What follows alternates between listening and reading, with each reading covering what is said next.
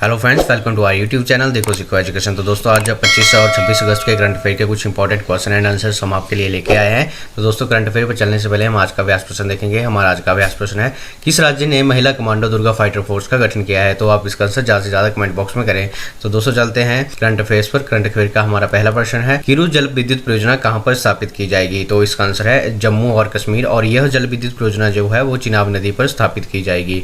हमारा दूसरा प्रश्न है, हाल ही में रक्षा मंत्री राजनाथ सिंह ने पुणे स्टेडियम का नाम किस खिलाड़ी के नाम पर रखने की घोषणा की है? तो इसका आंसर है सूबेदार नीरज चोपड़ा। हमारा तीसरा प्रश्न है, भारतीय प्रौद्योगिकी संस्थान मद्रास ने देश के पहले स्वदेशी मोटर चलित व्हील चेयर वाहन का निर्माण किया है।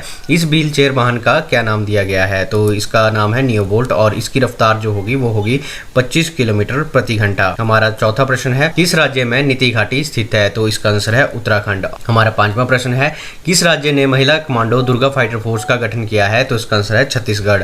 इस फोर्स का गठन नक्सल प्रभावित सुकमा जिले में नक्सलियों से निपटने के लिए किया गया। हमारा छठा प्रश्न है, अमेरिकी नौसेना परमाणु विमान वाहक पोत की पहली महिला कमांडर कौन बनी है? तो इसका आंसर है कैप्टन एमी वॉन स्मिथ, और इन्हें युद्धपोत अब्राहम लिंकन का कमांडर बनाया गया है। अब्राहम लिंकन जो है वो अमेरिका का सबसे बड़ा युद्धपोत है। हमारा सातवां प्रश्न है, जर्मनी में भारत का नया राजदूत किसे नियुक्त किया गया है? तो इसका आंसर है हरीश पर्वतनेनी।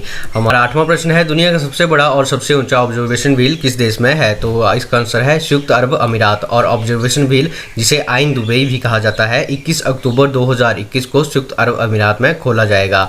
हमारा नंबर प्रश्न है, एशियाई विकास बैंक द्वारा जारी की indicator for Asia and the Pacific 2021 शीर्षक वाली एक रिपोर्ट जारी की गई है। इसके अनुसार कोविड-19 महामारी के विकासशील एशिया में अनुमानित कितने मिलियन लोगों को अत्यधिक गरीबी में धकेल दिया गया है? तो इसका आंसर है 80 मिलियन। और इस रिपोर्ट में कहा गया है कि स्वास्थ्य, भूख और शिक्षा जैसे क्षेत्रों में भी प्रगति रुकी हुई है। हमारा 11वां प्रश्न है, भारत और फिलीपींस ने 23 अगस्त 2021 को किस सागर में नौसैनिक अभ्यास आयोजित किया है? तो इसका आंसर है दक्षिण चीन सागर। हमारा 12वां प्रश्न है, under use public sector assets के मुद्रीकरण के सरकार के लक्ष्य के तहत किस 5 सितारा होटल को 4 साल से निजी ऑपरेटरों के लीज पर दिया जाएगा? तो इसका आंसर है द अशोका।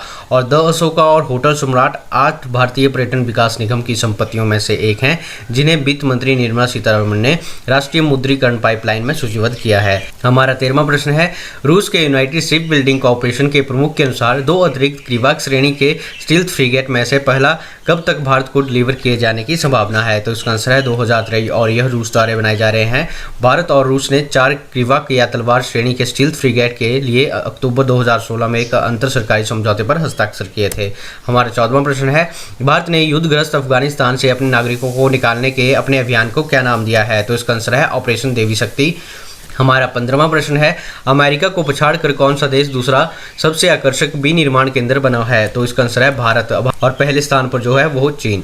16वां प्रश्न है, दास व्यापार और उसके उन्मूलन के स्मरण के लिए अंतर्राष्ट्रीय दिवस हर साल किस दिन को मनाया जाता है? तो इसका आंसर है 23 अगस्त।